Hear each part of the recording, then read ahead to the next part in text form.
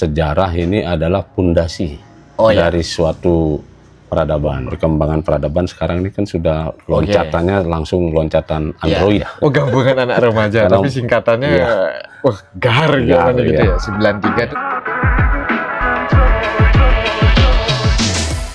Teman-teman, hari ini kita akan ngobrol dengan budayawan Loloan. Beliau adalah Bapak Eka Sabara. Namun yang lebih menarik lagi adalah kita merekam video ini tidak di tempat yang biasa, melainkan di rumah panggung Loloan. Nanti kita akan bahas sedikit sembari kita ngobrol-ngobrol dengan Pak Eka Sabara. Namun teman-teman, kita bisa dengarkan obrolan dengan Pak Eka Sabara. Pak Eka, Assalamualaikum. Waalaikumsalam warahmatullahi wabarakatuh. Pak, ini kan pertemuan kalau dengan saya sudah ketiga kalinya. Kemudian tadi kita sudah ngobrol-ngobrol sedikit. Dan terima kasih Pak Eka sudah meluangkan waktu, udah mau direpoti untuk ngobrol-ngobrol. Dan ya ini tidak lain dan tidak bukan untuk biar kawan-kawan, biar orang-orang generasi seterusnya tahu sejarah tentang Loloan, budaya, bahasa, keagamaan, dan semuanya gitu.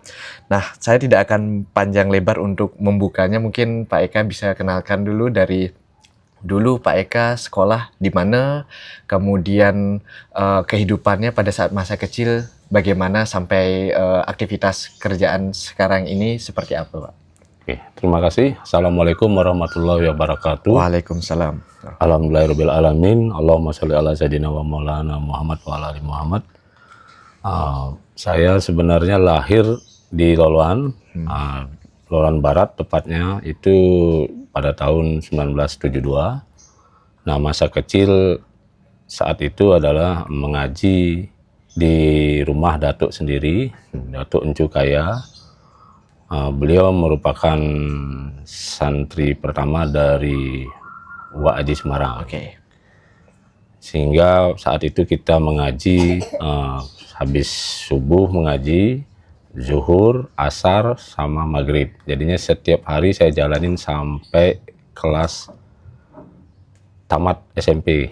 SMP 2. Saya SD 1 Loloan, SMP 2 Negara, SMA 1 Negara, kemudian ke Malang ngambil programmer. Nah, tamat dari itu kerja di pabrik sebagai buruh di perikanan, industri perikanan, pengalingan ikan. Kemudian ada biaya mencoba kuliah di STID Al-Mustaqim, S1-nya tamat tahun 2008, alhamdulillah.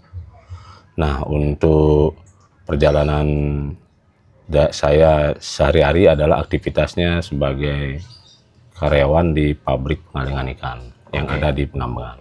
Nah, itu menarik Pak Eka ya, karena Pak Eka adalah orang yang tumbuh di Loloan, kemudian juga pernah mengaji, yaitu pun salah satunya dengan Wak Haji Semarang, atau kita sering mendengarnya Datuk Haji Semarang, atau sempat. Kalau mengaji, saya mengaji dengan Datuk Encu Kaya. Sorry. Muridnya yang santri pertama dari Wak Haji Semarang. Jadi tadi yang Wak Haji Semarang itu adalah Datuk Encu Kaya itu ya, yang Pak Eka. Iya, itu santrinya dia. Nah, Pak Eka, kalau seandainya ini sebagai informasi ke kawan-kawan, kita akan ngobrol mix ya, campur antara bahasa Indonesia ataupun bahasa kampung atau bahasa Loloan, yang mana nanti akan kita bahas bahasa Loloan tuh apa sih, tapi kita ingin bahas dulu dengan cerita Pak Eka. Nah, kalau boleh diceritakan Pak Eka, karena kita nanti akan membahas buku Daeng Nakoda salah satunya. Pak Eka dari bila nih, atau dari kapan suka menulis ini? Memang untuk mulai menulis, saya beraktivitas di tahun 93, kisaran 93 itu bersama kawan-kawan ikut dalam teater GAR. Teater apa itu, Pak? Teater GAR itu suatu teater kumpulan gabungan anak remaja Loloan. Ya, Ahmad Saihu, Ustadz Nasrul Rahman, Ali Fikri, itu kawan-kawan yang mengajak saya bergabung ke teater GAR. Sehingga saat itu kita bisa tampil burdah puisi, burdah kolaborasi antara burdah dengan puisi, dan kita tampil di Gedung Kesenian Banyuwangi, disaksikan langsung pada saat itu oleh W.S. Rendra dan Ibu Situ Resmi istrinya.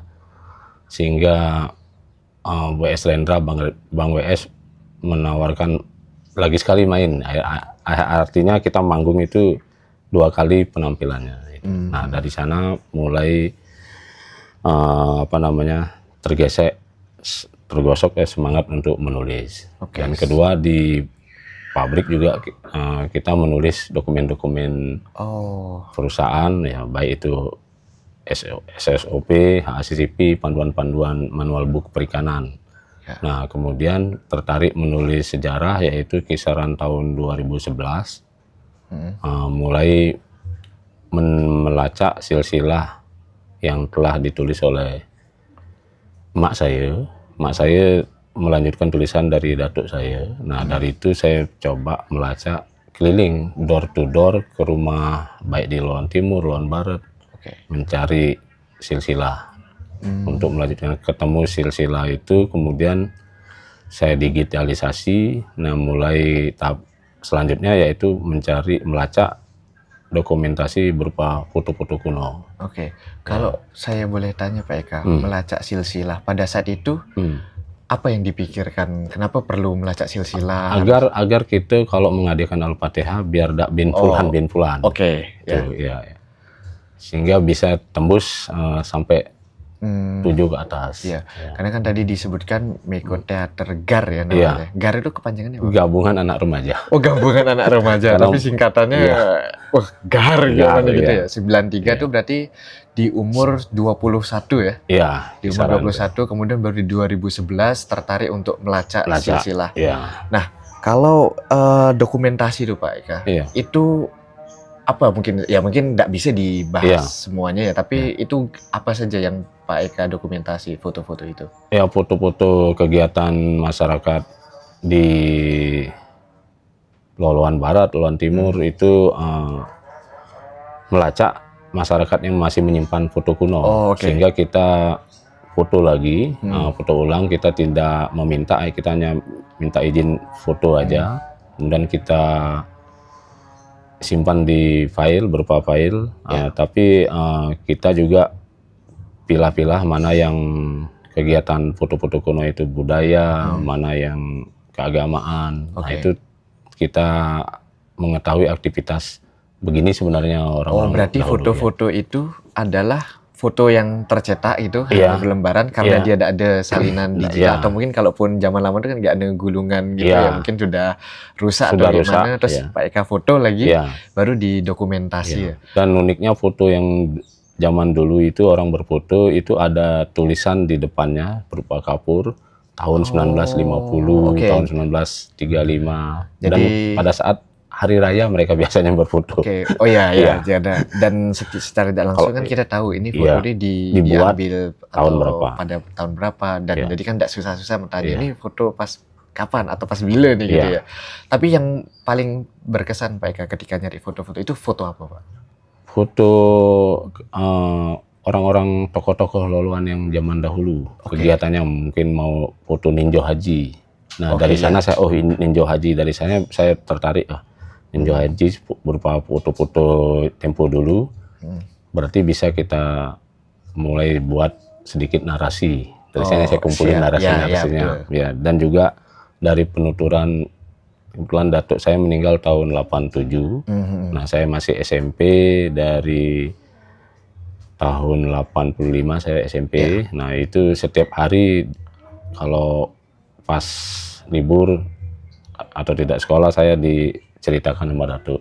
Berarti foto ninjo haji ya. Mungkin ninjo haji itu kalau setahu saya adalah momen ketika mengantarkan jamaah haji ya. Benar. Walaupun dulu menggunakan, waktu itu fotonya berarti di itu ya, menggunakan jalur laut ya? Iya, foto ninjo haji tahun-tahun itu kan masih menggunakan kapal laut.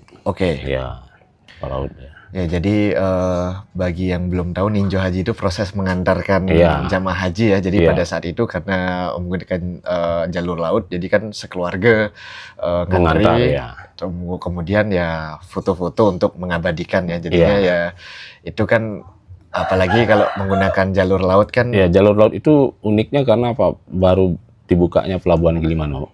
Oh, oke. Ya, itu fotonya Pelabuhan Gilimanuk yang sebelumnya lewat Tanjung Tangis. Tanjung Tangis, ya. Nah, setelah mulai lewat pesawat udara di Surabaya, mulai lewat Gilimanuk. Nah, akhirnya masyarakat Muslim Jemberana ini semua ke Gilimanuk cukup meninjaunya. Yang awalnya di Kuala Perancak, Tanjung Tangis itu tempat orang tangis-tangisan. Iya, karena dinamakan Tanjung Tangis karena pada saat melepas jamaah haji atau keluarganya itu mereka pada menangis ya. Iya, siap. Karena kan apa namanya? Ya kalau saya pernah dengar cerita itu seolah-olah udah siap mati gitu kan. Iya. Karena sekalian membawa kain kafan mungkin udah mak bekal yang mana prosesnya bisa lebih dari 6 bulan kalau tidak salah ya itu pulang pergi ya. Nah Pak Eka, saya ingin geser dikit ketika tadi Pak Eka sempat tertarik di 2011 itu menulis ya, mengumpulkan data-data tuh. Sebenarnya tujuan Pak Eka itu untuk menulis ini apa, bisa disampaikan? Oke. Saya pertama teringat orang tua berpesan gimana kamu bisa bermanfaat bagi orang lain. Itu aja intinya pertama. Sehingga saya ini harus mempunyai satu dokumentasi atau satu tulisan yang bisa nanti untuk sebagai inventarisir dan perbendaharaan generasi selanjutnya. Bagaimana tentang cerita-cerita yang awalnya penuturan lisan ya kita juga koordinasi dengan kawan-kawan di grup. Kemudian kita ada kelompok ngopi, komunitas ngopi budaya Jemberana itu. Nah, kita diskusi di sana, coba cari sumber pembanding dan penyanding. Karena sebuah penulisan sejarah itu harus mempunyai data-data yang valid. Betul. Sehingga kita bisa meluruskan ini sejarahnya dengan sumbernya ini ya. Kita juga mencari sumber tulisan-tulisan manuskrip. Nah, kebetulan saya dapat manuskrip dari Pak Wayan Reken. Oh ya, Pak Wayan Reken. Nah, selanjutnya dari itu saya kembangkan mencari tulisan atau jejak lontar. Lontar ada kebetulan di tahun 2012 saya set ada lontar Arya Pancoran yang sudah diterjemahkan. Nah, di dalam lontar Arya Pancoran itu tertulis urutan pemerintahan di masa Arya Pancoran itu di urutan ketiga itu Panglima Pasukan Meriam Bugis. Itu memang jelas ada di sana. Jadi orang Bugis sudah masuk di data pemerintahan Arya Pancoran saat itu. Nah, saya tambahi lagi karena tadi sempat menyebutkan Arya Pancoran dan juga Pasukan Meriam Bugis, dan itu kan juga di antaranya tertulis dengan di buku Daeng Nakoda itu juga karena saya sudah baca semua dan bahkan saya juga menuliskan, di antaranya pernah ikut konferensi. Tapi kalau dari bahasa Pak Eka sendiri, Daeng Nakoda ini siapa dan kenapa sih harus Pak Eka menulis Daeng Nakoda itu?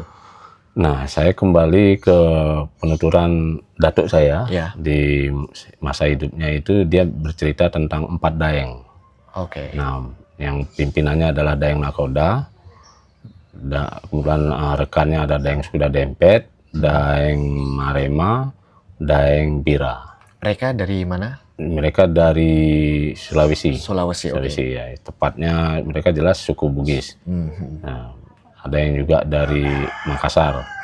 Itu. Nah, dari cerita datuk saya itu, karena saya melacak silsilah, ketemulah ternyata Daeng Suda Dempet ini termasuk dari 4 Daeng itu. Jadi semangatlah saya menulis, ini harus saya bukukan. Nah, Daeng Suda Dempet menikah dengan moyang Guru Gurunuk. Saya dapetin silsilahnya yang dari mak saya dan yang ditulis, disalin dari tulisan datuk saya yang hasil terjemahan lontar Bugis. Datuk saya tahun 50-an memanggil orang temannya dari Bugis untuk menerjemahkan silsilah berbahasa Bugis. Itu dalam gulungan bambu. Nah, cuman saya lacak barangnya itu terakhir ada di rumah paman. Nah, paman saya rumah panggungnya sudah dirombak.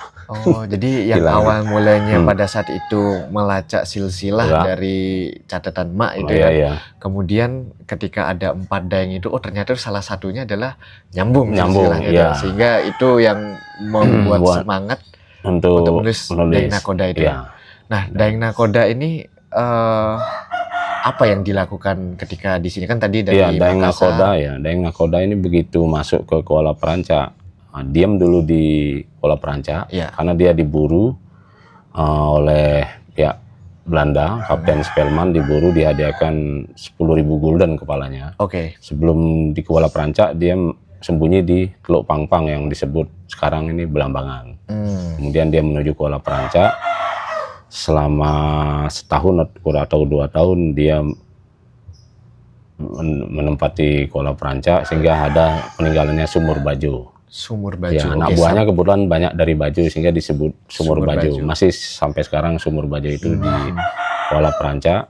Nah, setelah mendapat informasi penguasa Jemberana saat itu adalah Raja Arya Pancoran keempat, barulah menuju ke hulu sungai, utara sungai artinya kalau bahasa hulu. Nah, oleh Raja diberikan tempat di sebuah kawasan sungai yang lebih besar, asal nanti apabila kerajaan diserang, orang-orang Bugis ini siap pasukan terdepan. Itu awal perjanjian dengan Raja.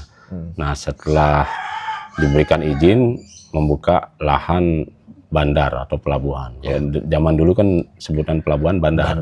Nah, karena untuk menghormati penguasa saat itu dinamakanlah Bandar Pancoran. Oh, berarti mereka ini datang bukan hanya sekedar datang menetap, tapi juga bisa bekerja sama dengan kerajaan pada saat itu, kerajaan namanya Arya Pancoran ya, sehingga dia ini kan berkaitan dengan pasukan Meriam Bugis ini jadi 4 orang ini masuk sebagai pasukan Meriam Bugis. Makanya ini juga menunjukkan, karena saya beberapa tulisan menjelaskan bahwa Muslim dan Hindu itu sekarang ini akur itu kan. Tapi kan sejarahnya tuh panjang. Bukan cuma dia bisa toleransi yang istilah sekarang toleransi, terus dia bisa menghargai sesama, namun juga saling membantu, bahkan saling membantunya dalam mempertahankan kerajaan dari musuh seperti itu ya.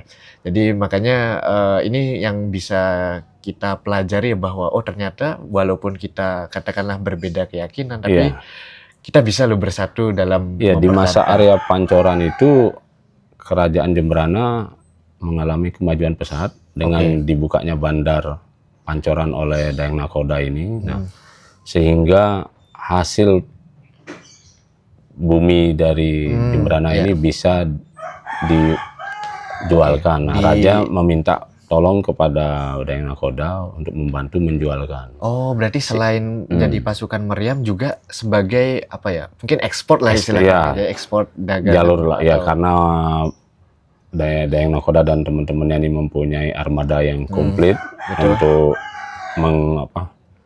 membawa dagangan-dagangan keluar dari Bali Jemberana ini sampai ke Singapura. Ini pada saat itu sekitar 1669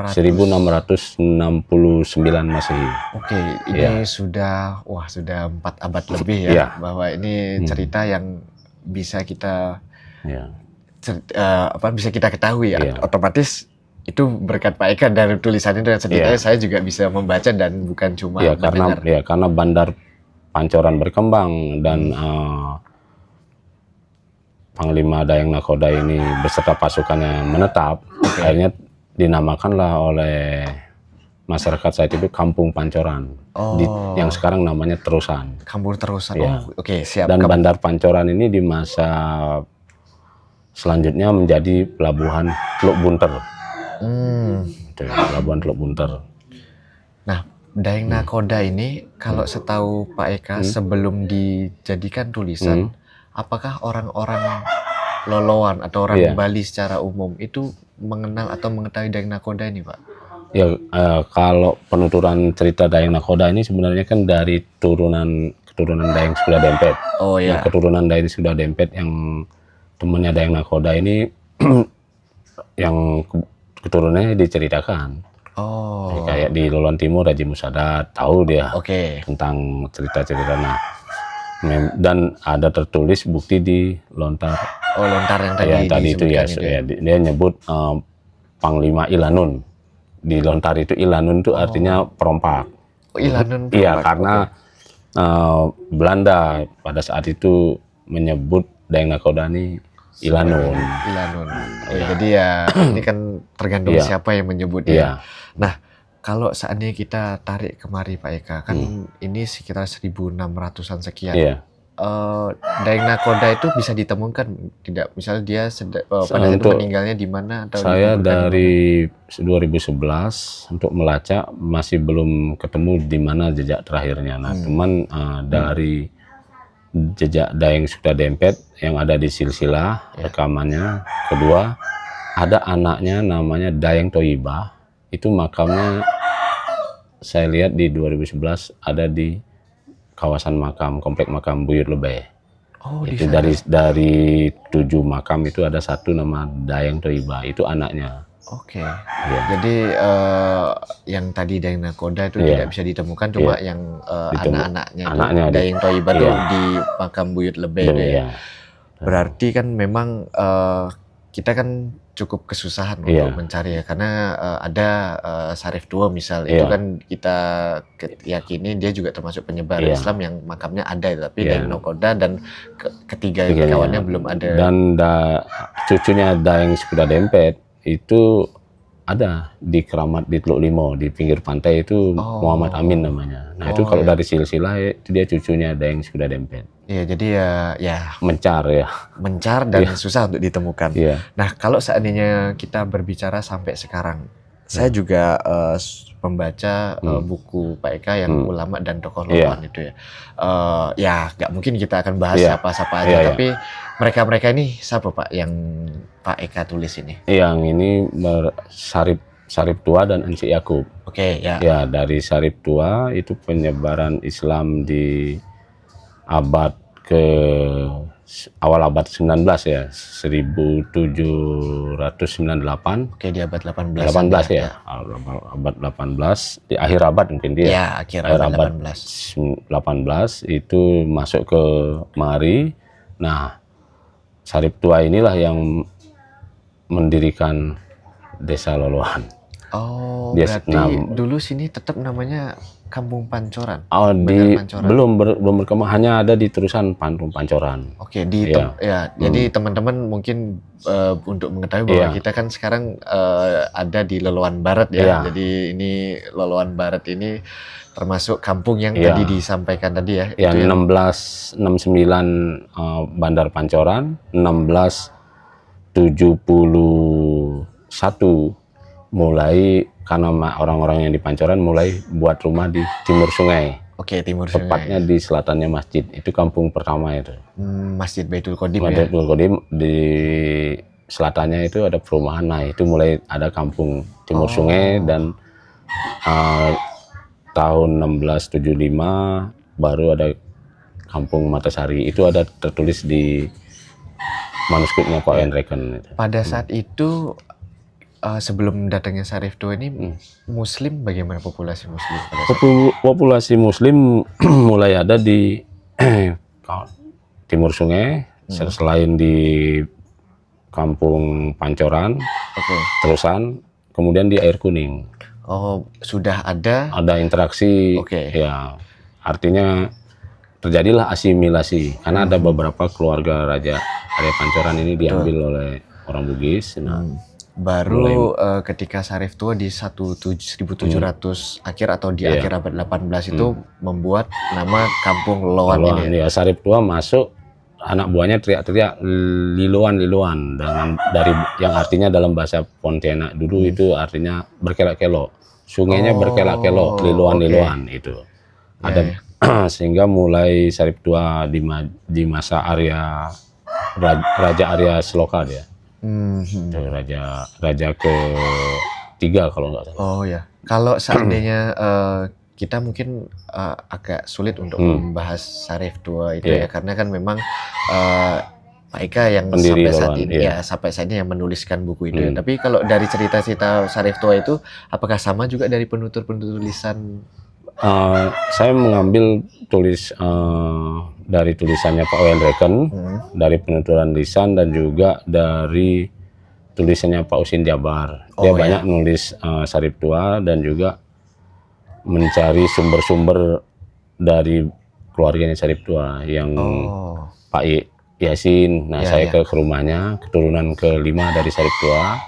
Bahkan beliau membuat sebagai kata pengantar di buku itu. Nah, berarti kan Syarif Tua itu satu tadi yang membuat Desa Loloan itu, kemudian memang beliaulah yang menyebarkan Islam secara dakwahnya, atau perbedaannya gimana dibanding Syarif Tua ini menata yang anak buahnya itu menempati 40 hektar di timur sungai, 40 hektar di barat sungai.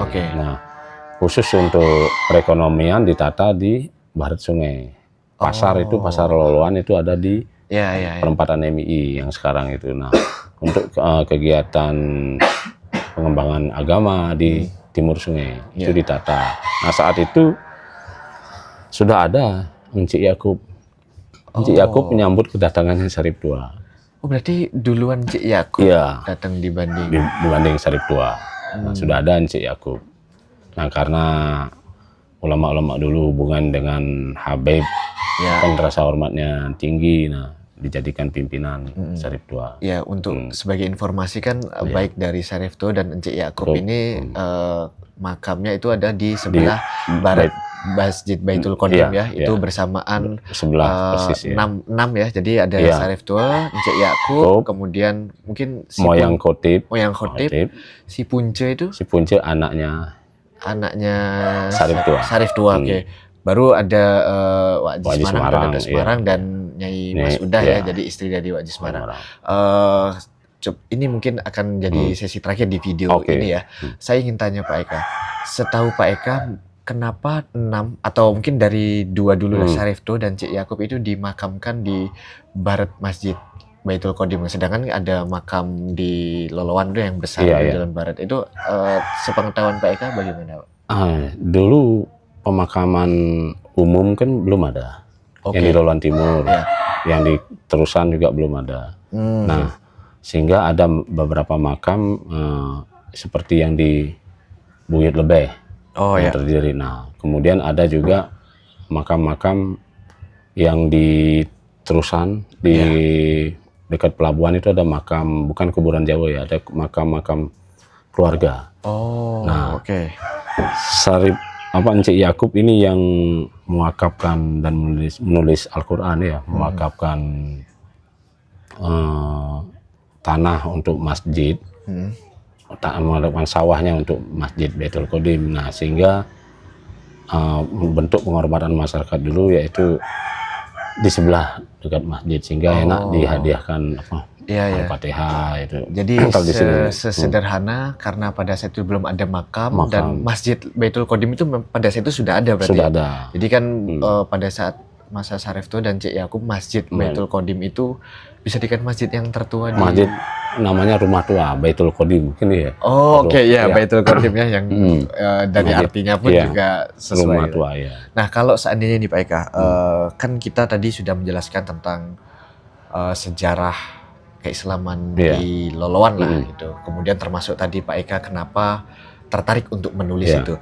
Nah, kalau seandainya Pak Eka saya tanyakan kenapa sih atau penting nggak sih sejarah tentang Islam di Loloan ini dijaga atau perlu dikasih tahu, atau kalau seandainya orang-orang belajar sejarah tentang Islam di Loloan ini bagaimana ini? Iya, menarik itu karena sejarah ini adalah pondasi dari suatu peradaban. Apabila pondasinya tidak ada peradaban itu tidak ada pondasi, maka rusak peradaban itu. Artinya sebagai pondasi dasar sejarah ini wajib diketahui oleh generasi selanjutnya. Nah, tujuannya itu sehingga kita bagaimana bisa tetap menjaga budaya tradisi yang sudah ada dari orang-orang terdahulu.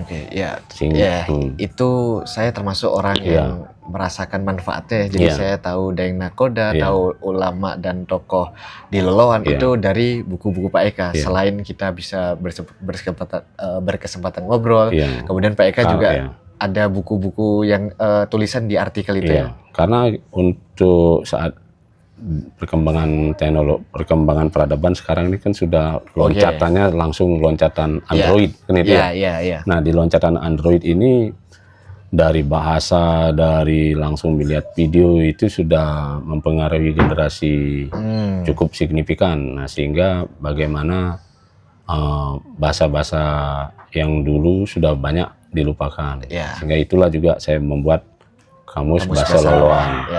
Banyak yang generasi sekarang sudah tidak mengerti apa arti-arti bahasa Loloan yang di kamus itu, tapi ada beberapa juga yang akhirnya tetap menjaga bahasa-bahasa Loloan itu. Nah, itu sehingga ke depan bagaimana bahasa Loloan yang komunitasnya dipergunakan dari Kecamatan Melaya, Pasar, sampai di Loloan Timur ini yang komunitas Cupel, Banyu Biru, Pengambengan, Melaya Pasar, Loloan Barat, Loloan Timur, gitu ya, bisa tetap bertahan di tengah gempuran zaman Android ini. Betul, itu yang sangat menarik dan sangat penting dan perlu kita, kami yang generasi muda pun perlu harus melestarikan.